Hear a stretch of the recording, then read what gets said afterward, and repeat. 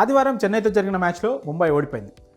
చెపాక్ ఏదైతే చెన్నైలో స్టేడియం ఉందో అది సిఎస్కేకి హోమ్ గ్రౌండ్. అలాంటి గ్రౌండ్లో ముంబై ఇండియన్స్ ఊహించినట్లే అంటే కాస్త వాళ్ళకి అంత గట్టి పోటీ ఇవ్వలేకపోయింది. ఎందుకంటే ఆబ్వియస్లీ తెలిసిందే వాళ్ళ కెప్టెన్ హార్దిక్ పాండ్యా టీంలో లేడు, జస్ప్రీత్ బుమ్రా కూడా గాయంతో ఉన్నాడు, ఇంకా అతను కూడా టీంలో లేడు.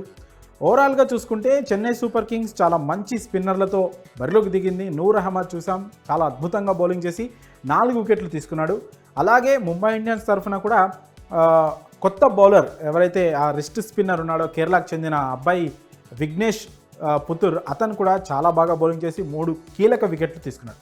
సో ఓవరాల్గా స్పిన్ పిచ్ ట్రాక్పై అటు చెన్నై చాలా ఎక్కువ అడ్వాంటేజ్ తీసుకుందని చెప్పవచ్చు. అయితే మరి ముంబై ఇండియన్స్ ఫస్ట్ మ్యాచ్ ఓడిపోవడం వాళ్ళ ఫ్యాన్స్కు కాస్త డిసప్పాయింట్ అయినా ఒక రకంగా వాళ్ళు కూడా కాస్త హ్యాపీగానే ఉన్నారు. ఎందుకంటే దాదాపు వాళ్ళు టోర్నీలు గెలిచిన చాలా మ్యాచ్లు కూడా ఫస్ట్ 1-2 మ్యాచ్లు ఓడిపోవడం అనేది జరుగుతూ ఉంది. సో ఈ సీజన్లో కూడా ముంబై ఓటమితో మొదలుపెట్టిందంటే ట్రోఫీతో కంప్లీట్ చేస్తుందని వాళ్ళు ఇప్పటికి కూడా చాలా స్ట్రాంగ్గా విశ్వసిస్తున్నారు. సో అది కూడా మనం కన్సిడర్ చేయొచ్చు. ఎందుకంటే వాళ్ళ టీంలో కెప్టెన్ హార్దిక్ పాండ్యా లేడు, బుమ్రా లేడు, రోహిత్ శర్మ ఫెయిల్ అయ్యాడు, సూర్యకుమార్ యాదవ్ కూడా ఈ మ్యాచ్లో ఫెయిల్ అయ్యాడు. సో వాళ్ళిద్దరూ ఫామ్లోకి రావడం, మిగతా బయట ఉన్న 2 ఆటగాళ్ళు కూడా వస్తే టీం ఇంకా చాలా స్ట్రాంగ్ అవుతుంది. హార్దిక్ పాండ్యా లేని లోటు ఖచ్చితంగా కనిపించింది. ఎందుకంటే హార్దిక్ పాండ్యా లేకపోవడం వల్ల కొత్త కుర్రాలను వాళ్ళు తీసుకొచ్చి ఫస్ట్ మ్యాచ్ ఆడిపించారు. ఏకంగా 3 ప్లేయర్లు కొత్త మన ఇండియా కుర్రాళ్ళు 3 డెబ్యూట్ చేశారు నిన్న మ్యాచ్తో. రాబిన్ మిన్స్, సత్యనారాయణ రాజు, అలాగే ఈ విఘ్నేష్ పుత్తూర్, వీళ్ళ 3 కూడా ఇదే ఫస్ట్ మ్యాచ్. సో ఒక యంగ్ టీంతో అయితే నిన్న బరిలోకి దిగింది. పైగా స్పిన్ పిచ్ ట్రాక్ సిఎస్కేకి ఆపోజిట్గా నిన్న మ్యాచ్ ఆడింది.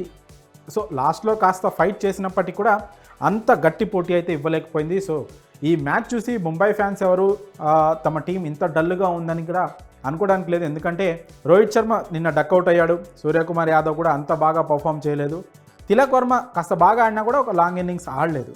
సో ఇవన్నీ కన్సిడర్ చేస్తే వీళ్ళందరూ ఫామ్లోకి రావాల్సి ఉంది. అలాగే బుమ్రా ఇంకా హార్దిక్ పాండ్యా వీళ్ళిద్దరు కూడా టీంలోకి వస్తే టీం ఖచ్చితంగా స్ట్రాంగ్ అవుతుంది. కంగారు పడాల్సిన అవసరం లేదు. చాలా సీజన్ల లాగానే మొదటి మ్యాచ్ దేవుడికి ఇచ్చేసాం అనుకోవచ్చు. సో నెక్స్ట్ మ్యాచ్ నుంచి బుమ్రా ఇంకా హార్దిక్ పాండ్యా అయితే నెక్స్ట్ మ్యాచ్కి వచ్చేస్తాడు. బుమ్రా గురించి ఇంకా క్లారిటీ రావాల్సి ఉంది. సో వాళ్ళిద్దరు టీంలోకి వచ్చేసి హిట్ మ్యాన్ కాస్త పవర్ ప్లేలో తన అటాకింగ్ గేమ్ ఆడేస్తే మాత్రం ముంబై మళ్ళీ స్ట్రాంగ్ టీం ఖచ్చితంగా అవుతుంది. అపోనెంట్స్ ముంబైని లైట్ తీసుకోవాల్సిన అవసరం అయితే లేదు.